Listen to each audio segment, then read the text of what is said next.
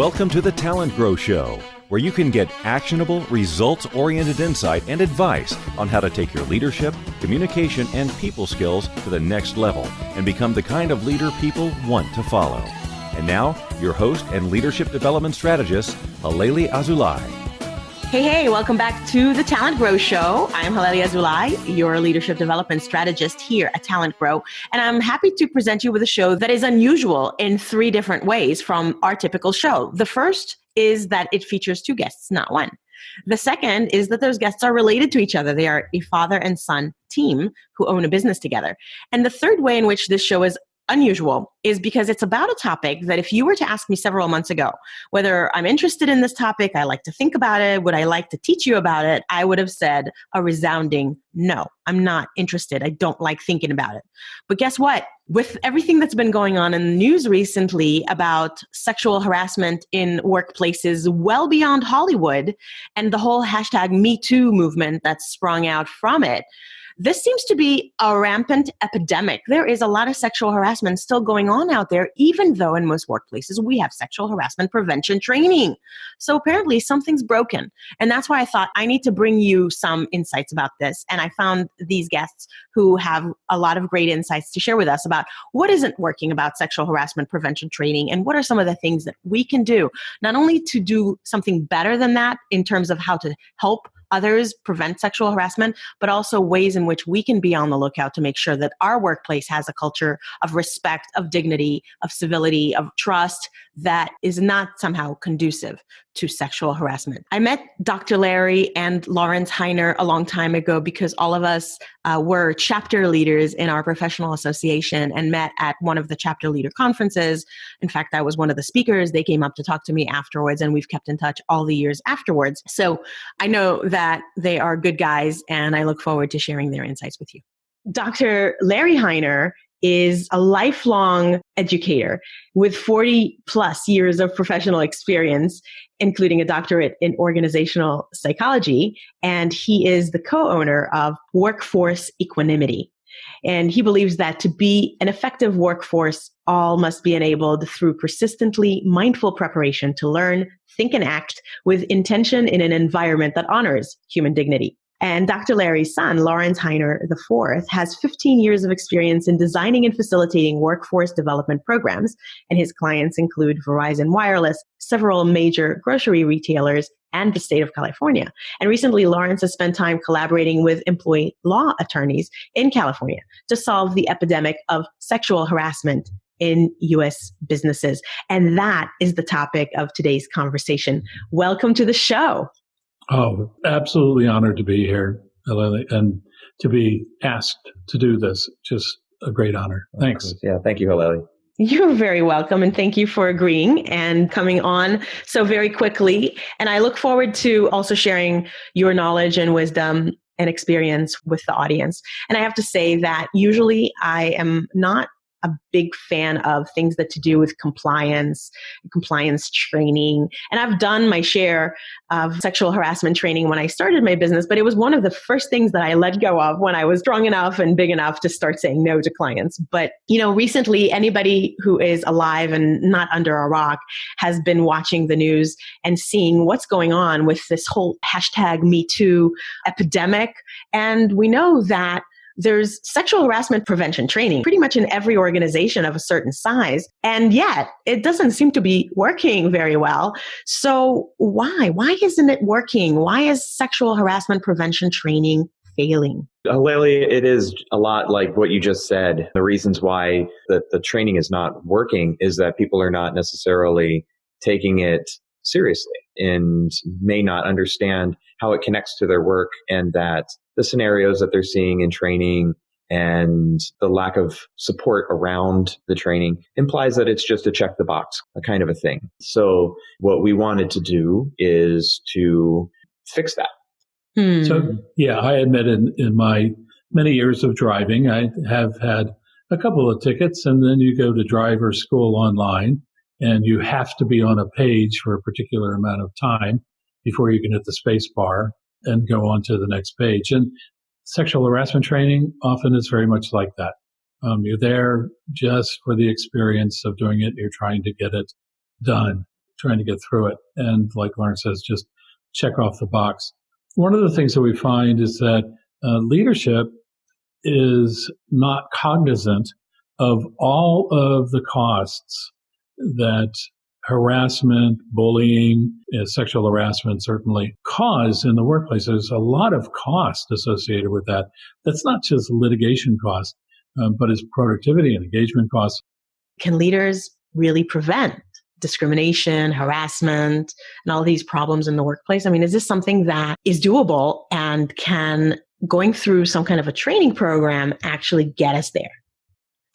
Yeah, we believe that it can. Otherwise, we wouldn't be doing some of the work that we're doing currently around this.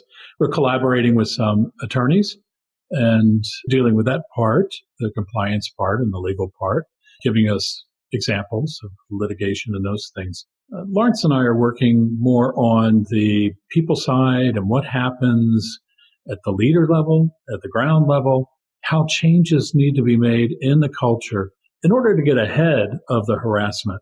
If we can get ahead of this and instill a sense of dignity, of trust, of civility, of teamwork, of respect for each other and dignity in the workplace, then we get way ahead of it and we don't have as many instances. And that's our operating theory here as we're working with this team and developing these workshops. We're showing what it is that will happen about the costs and that end. What are the motivators for doing some change? And then we tell the people on how to change and do that training in the workshop. Yeah. And as leaders of the business, what we really want to add to that equation is based on the company's culture. And as leaders of the business, I mean, that's a cliche sort of, you're really a leader of the culture of the business. And when you're able to affect the culture of the business, then you're able to stomp out things like sexual harassment and other demeaning activities, because the leadership not only says that it's not tolerant of that activity, they show that they're not tolerant of that activity. Well, I think that many people believe that that's what they do. You know, that I don't think anybody believes that they create a culture that supports harassment. So pretty much anyone would answer the question, of course not. I respect everyone I work with and I, would never support that. But because it happens, because it's prevalent, how can we even identify that it might be happening or that might be something that we've unintentionally contributed to? And then specifically, what can we do to change it? Right. Well, when you talk about leadership, our basic approach to leadership, whether you're leading a project team or you're the CEO of the company, our approach to leadership is to establish a vision, to align people with that vision, and then to enable that vision to come about. Now, that's borrowing from some of the work that we're doing with Everything Disc from John Wiley and Son about the work of leaders. And we have incorporated that into our model, this vision, alignment, and enablement. So, establishing the vision. Well, the vision has to be one of respect and dignity in this particular area. You've got other vision as part of your company to do this, to provide this service, provide these products, and that's good. In this case, we're talking about a vision that includes respect, trust, dignity, civility. So establishing that vision so that it can be realized. The alignment part of it is communicating that across the organization in such a way that it is really understandable. We are moving in this direction. We are going to improve our trust and transparency and emotional intelligence. And we are going to go through that in order to provide you the tools to do that. And that's part of the enablement, right? So the vision, alignment, clear communication of what the vision is, and then enabling that vision to come about. And you're right. People would say, yeah, we've got a good culture here. People get along, people get things done, and yet you still have these incidents. We believe that almost every company, every organization can improve this through a heightened sense of, again, emotional intelligence, dignity, civility, towards each other, teamwork, and how to work together as a trusted team. Does that make sense to you? Yeah. And I still think that they're kind of abstractions, right? Like the concepts are very abstract, dignity and civility. And, most of the people that I meet believe themselves to be those who perpetuate those kinds of things. Most people don't see themselves as uncivil or disrespectful. So what are some of the things that can help someone know that this might be a problem in their organization? Like, what are some of the telltale signs other than someone filed a sexual harassment lawsuit against you, which is too late?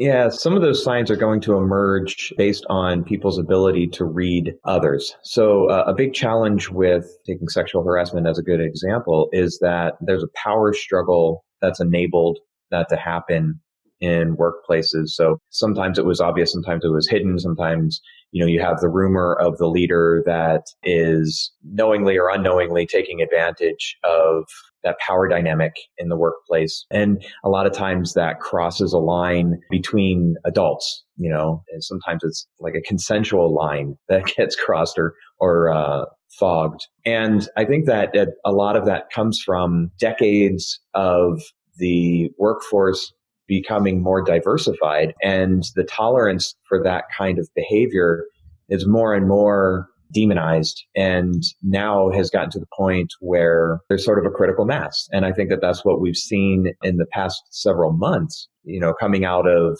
Harvey Weinstein's activity and that hitting the news, and then the snowball effect with the metoo movement. Yeah. That now there's new behaviors in the workplace. There are new signs that leaders can look out for, that people are feeling uncomfortable, and those people are feeling more comfortable coming forward. And the more they can feel comfortable communicating their challenges, their distaste with the workplace, and not having to necessarily look to human resources as a mediator for that they're able to have those discussions more freely. That's what I think we mean by a leader creating an environment where that comfort is there, where that intolerance is communicated, intolerance of harassment behavior or anti-discrimination kind of efforts, that becomes more obvious in the workplace, that they're a true champion for that. Okay. So be more clear and assertive and outspoken about the things that are not okay, and then maybe calling them out. That's a big part of it. That's a real big part of it. And then recognizing that the workforce is another big part of that. Right? So the people that they're leading, that they're encouraging them to come forward, another big part. Yeah, because part of that whole story in the news that we've been watching unfold has been about how many silent bystanders there seemed to have been along the years, because this is not a new problem. Everybody recognizes that this is probably, like, for example, in Hollywood, I mean, it's like, oh yeah, the couch interview or whatever. Right, the casting couch. Yeah. Casting couch. Yeah, that's what it's called. Like it seemed like everybody just sort of knew it and enabled it to happen, or just kept silent about it. But even in organizations, a lot of times people, I think that they're not sure if it really did cross the line, and they don't want to get someone in trouble for something that they maybe didn't really do something wrong. Or, maybe I'm being too sensitive, or maybe I'm just making assumptions based on seeing it from the sidelines, but I don't actually know what's going on, for whatever reasons. Or, of course, the worst is if they're afraid to speak up because they're afraid of having some kind of retribution happen to them as a result. So what is the role of the silent bystanders, and what do you think is going to happen now as this obvious shift in the culture is causing more and more people to speak up? Excellent point. Leadership needs to enable bystanders so that that fear of retaliation or retribution is not cultural. It's not accepted, is monitored, those kinds of things, so people feel more free to speak up. Where we're going with this is not just in a reporting kind of a way, but dealing with it at the team level, if calling it out and saying, gee, this is not appropriate, what you did. Or, none of us enjoyed that joke that you just told, so stop it. Wow. Don't bring those in anymore. And establishing that with the bystanders are part of that. I mean, they're part of the team. Whether they're directly victims or not, they are suffering the effects of this power differential and this struggle and this harassment, this bullying, these inappropriate behaviors. They are responsible then for intervening. But they need to have the skills, Halelly. We can't just say, do that. Mm-hmm. And even set an example as a leader, which is important, and communicating and enabling and doing all of that. People need to have the skills to be able to, as Lawrence said, read each other. They know what their communication styles are like. They know what their work styles are like. They have these workshops that wind up being mini retreats where people get to share with each other and develop a skill set where they can actually create that trusted work environment. They can do that. It's theirs to do. They just need the skills and the practice of doing that. Okay. I think what I'm hearing you say is that we need to help develop leaders. I mean, obviously my role and your role is developing leadership skills in others, but even leaders themselves, whose job is not leadership development per se, are developing leadership skills in others. So all of us need to seek opportunities to get the skills and practice in a safe environment so that we can actually do this and see it done and know what it looks like and how to do it and feel comfortable doing it in real life.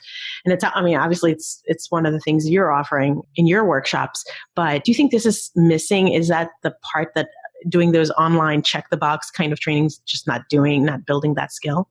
I think that you're right. And I think that what you described just now is the way that leaders are coaches, that they are regularly deciding if the people that they're leading are in alignment with their message and with their vision, that they're there to be the guardrails for that. So if they're noticing behavior that is not in step with the direction that they want to go, that they know how to not only recognize that's not okay, but that they know how to talk to that specific individual about that, and that they know how to talk to their team about that. And that is really, it's a really specific leadership skill. Mm-hmm. And it's something that takes a lot of time to perfect. And it takes a number of other communication skills to be able to recognize and then to deliver a good message around it. So in our workshops, for instance, even when we're doing other workshops on emotional intelligence or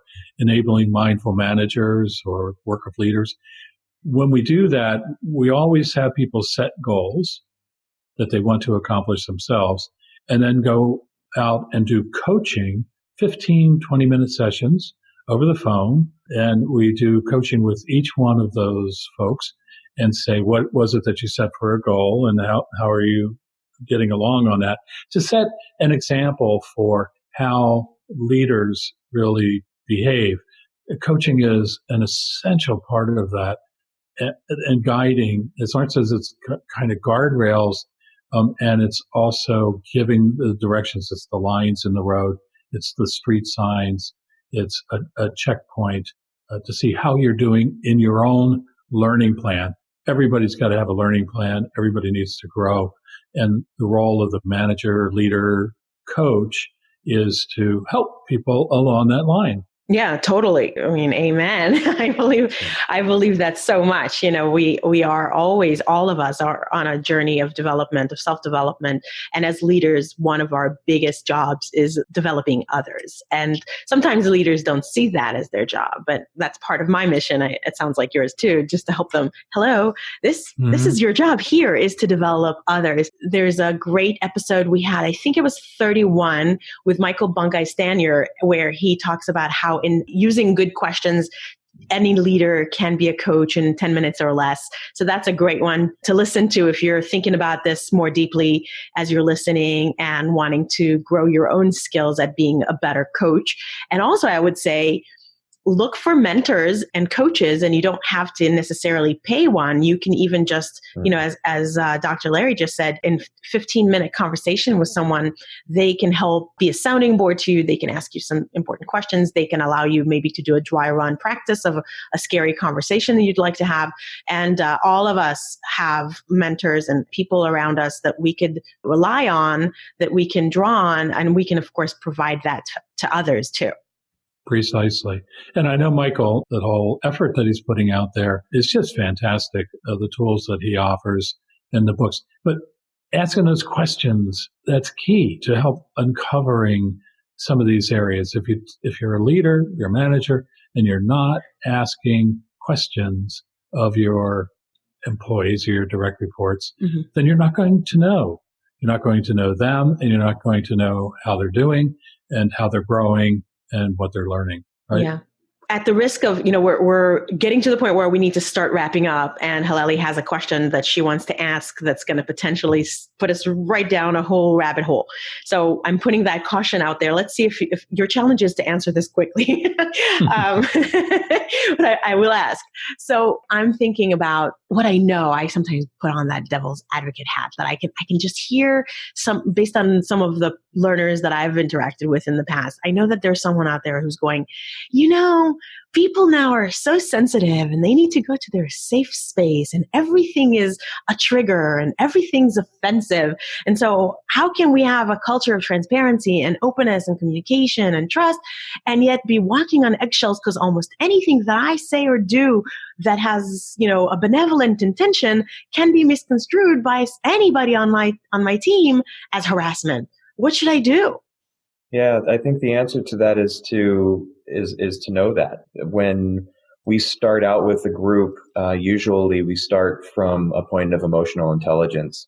And if you as a leader are confused about whether someone will react in a particular way or negatively with an action that you're taking, then you don't really know the people that you're in front of. And sometimes it is difficult to do that, particularly if you lead a lot of people, and it is a significant challenge. But the better a leader can hone their emotional intelligence, the better they'll be able to moderate themselves and to deliver their message effectively.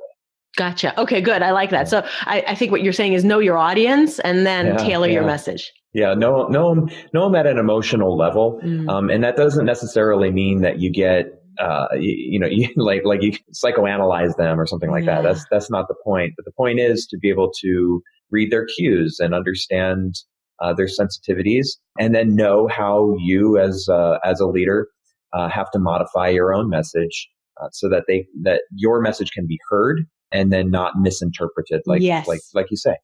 Yeah. Oh, huge. And this is something that I teach a lot, that, intention and impact are two different things. So your intention, but one trick that I sometimes suggest is, even if you want to create a culture of vulnerability and transparency and authenticity, sometimes maybe even acknowledging out loud your tentativeness about how a message might fall. So even if you say something like, I wanted to tell you something, and I was kind of weighing how to best say it, and I worry that it might land this way. Here's my intention. Now let me try it and let me know how it works. And sometimes even just by kind of giving people the permission to tell you, or for them to recognize that you're aware that it may or may not work the way you're doing it and that you're trying your best, but you'd like to hear their feedback, it makes it so that you can at least talk about it. So you have this meta conversation about the conversation by outing yourself and your intentions and your inhibitions about it. Yeah, that's a great example of having sort of training wheels on, when you need to disclose those things in order to establish a sense of transparency and trust and vulnerability, as you say, as Pat Lencioni says about a vulnerability-based trust, and be able to have that. Once that is established, once you're riding the bike without the training wheels, once that's established, then people trust in what you say and trust that it wasn't offensive. It wasn't directed at me to demean me. Someone just said something because that was an issue, or that was an item, or that was brought up as an idea in a meeting or something. They weren't taking you down a notch. There's not the power differential, not the struggle, if you have that trusted environment. Getting to there is a process. We're not saying that you can walk in one day or one workshop and be able to do that. That's why we address multiple layers. We have something that we call the Intentional Learning Organization. That's a framework for all of this. And then we go in and offer these specific areas. Sexual harassment training is one of those areas that now we said, oh, well, this is important. We were approached by these attorneys and said, can we do something together? We said, absolutely.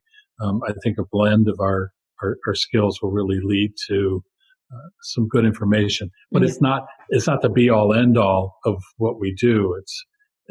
We try to help people change that culture at those different levels. Yeah, definitely. I mean, I called on you for a very specific topic, which is just one speck of the very many types of value that you add, for sure. So since we're pretty much running out of time, we always have you give one specific action that listeners can take. And before we do that, what's something that's new and exciting on your horizon has got your attention these days? Well, our recent activity with the employment law attorneys to help affect this sexual harassment problem has really opened our eyes to ways that we can partner with others and put together what Dr. Larry was talking about with that intentional learning organization. There's a lot of very specific areas of growth that a company can engage in to better their workforce, to lower a lot of their costs and increase their productivity. And we're finding more and more ways of doing that. So we've been exploring other opportunities to partner with like-minded folk in the area of lean systems thinking and behavioral assessments and that sort of thing. So that's one of the things that we've got on the horizon as a business. Yeah, and we've taken some space in a co-working facility. It's called Valley Extends in Sacramento. There are a lot of startups there, and they get their funding and they need to grow. And they need to establish a culture. They need to establish a framework. They don't want to do it, not your father's Oldsmobile, that was an old commercial. They don't want to do it the way that it was done in the last century with command and control. They want something different. And so we come to them and say, here's how you can organize that difference. Set up this culture. Train your people to be more emotionally interactive and understanding and trusting. Civility, decency, dignity.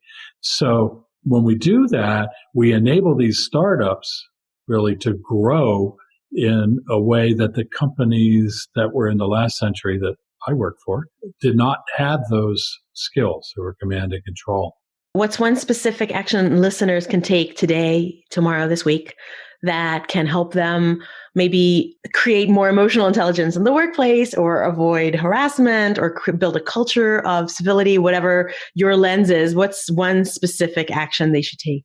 Well, if you are a leader, manager, I would recommend that you approach at least some of your people as a trial, more in a coaching type relationship. Explore, ask questions, like Michael says. Ask those questions, engage in a relationship that is more coaching than monitoring productivity. If you could do that with a couple of people, then you can expand it to all your direct reports. And I think that'll be one step to making your workplace a better place. Yeah, I'd say if kind of a two-part action is that if you do not already have a one-on-one schedule set up with your team, I highly recommend it, and to the person to whom you report.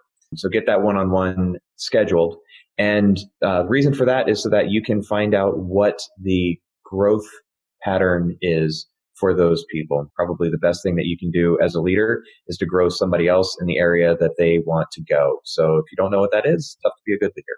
Yeah. And ask the questions. Definitely. I say this a lot. Cool. Well, how can people learn more about you, stay in touch, follow what you're doing, and learn from you?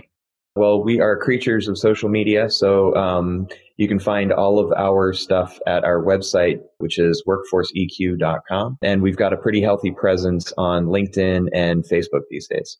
Awesome. Well, we will link to all of that in the show notes.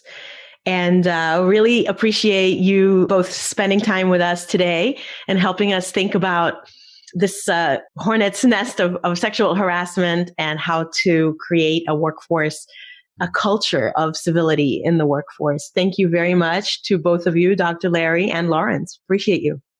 Yeah, we appreciate all the work that you're doing as well, Halelly. This is a great avenue. So we appreciate that. Thank you. Thanks, Halelly. Thanks for tuning in, Talent Growers. I hope you find this episode valuable. I'd love to hear what you thought. As always, your feedback is very welcome. And the links and everything we talked about is over in the show notes page, which is talentgrow.com/podcast/episode 76. Did you know that in iTunes, when people search to discover new shows that they would like to listen to, usually they'll put in some kind of a keyword like leadership or something like that. And iTunes has an algorithm that gives preferential search results treatment to shows that have more listener reviews. So when you want to show me your appreciation, a review, a short 1, 2, or 3 sentence review on iTunes is the best gift you can give me. And it's not only a way for you to let me know that you like the show, and of course that makes me feel really good, but it actually helps extend the benefit of your value that you're finding to this show to other people who might be more likely to discover this show and help me reach more people with the work that I'm already doing. If I'm already putting it out there, might as well help as many people as possible to be the kind of leader people actually want to follow. So I'd love that favor from you. It doesn't take very long. Really, it'll take like 3 or 4 minutes to do. And I even have a tutorial of how to do it in case you're not sure. And that can also be found at the bottom of the page on the show notes page on my website. So thank you in advance for considering it. And of course, I'll read your review on the next show. If you put it in there, that would be my way of thanking you. So please do it, okay? Thanks. I'm Haleli Azulay, your leadership development strategist here at TalentGrow. And until the next time, make today great.